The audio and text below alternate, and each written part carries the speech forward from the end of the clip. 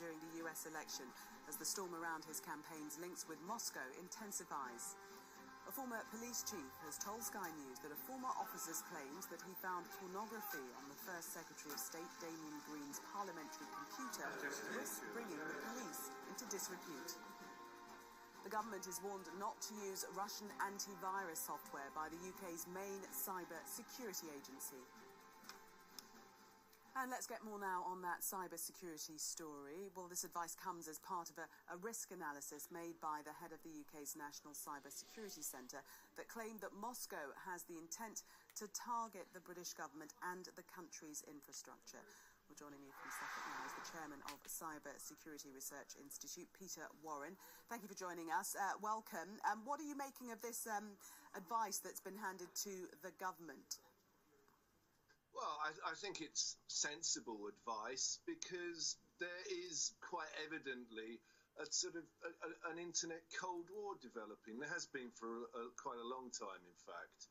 So it's not only these claims about the Russians interfering in the American election, even some claims that they may have interfered in Brexit. There's a trend now for countries to want to get control of their own software and the software that they use. So the Chinese, for example, are wanting to develop their own version of the internet. The Russians too are doing that, and oddly, one of the companies that was working with the Russians on that was Kaspersky. Interesting that you describe it as a cyber Cold War. Is that an extreme definition, do you think? Or is that the reality? No, it's not an extreme definition. That is the reality at the moment. Throughout the internet, many states are on surveillance operations to try to find out information about countries that they've got an interest in. And because of that, take the Chinese example. The Chinese think that if they're dependent on American software, that there might be some risk that they don't know about. It's exactly the same thing with the Americans and the British. Huawei, which is a Chinese company, that's also banned from being involved in American infrastructure. Essentially, you want to have certainty, and that's what it's about. There could be nothing wrong with the software at all, but you don't know that. So the rule at the minute is that you can't trust foreign technologies or softwares at all. Well, it's not that you can't trust them. There are some that you can trust, but you have to be aware of what the software is doing. Modern antivirus software sends back a lot of information to the antivirus company that is running it, because people don't like having the processing being done on their machine. It slows it down. So they send information back saying, the machine has gone to this place, is that safe? And the company returns that information and says, yeah, it's fine to go there. But if you've got that level of surveillance going on in, say, a UK government department, you probably don't want that.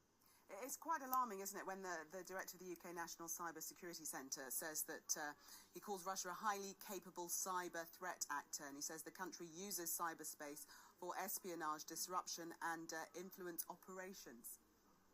The Russians are very, very far advanced in all of this. The Russians have been for a considerable amount of time. There is a lot of respect for Russian hackers, and the Russians have proved themselves adept at using what's known as information warfare, which is actually trying to influence public opinion very, very subtly by doing things like working through the social media channels. It's something that the former head of the British military warned about in a lecture at the Royal United Services Institute. He said that we have to start getting to grips with this new information world. So how do countries go about protecting themselves? Well, one of the ways that many of the countries that are thinking about doing it is to develop their own systems. We went through a change, and it was an interesting change. That change was, initially people thought that they would stop developing their own bespoke military and intelligence systems, and what they would do they would use commercial off-the-shelf COTS systems, as they were known. But they've suddenly realised that well, okay, that was a good enough thing to do at that time, but there are now risks inherent in those because people have worked out that you can hack into software, that you can break into systems, and that means that you have risks. So people are actually going back to customizing systems that they're pretty sure of. So, for instance, there was a lot of concern about the fact that the UK Navy were using the Microsoft XP system, but that's actually a stripped down system. It bears very little relationship to the system that we know of as XP. It's had most of its communication ability taken out of it.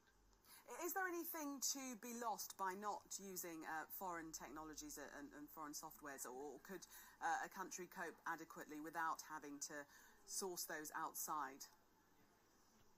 Well, it's obviously would be an enormously expensive thing to do for us to say suddenly develop a Microsoft operating system or to develop an Apple operating system.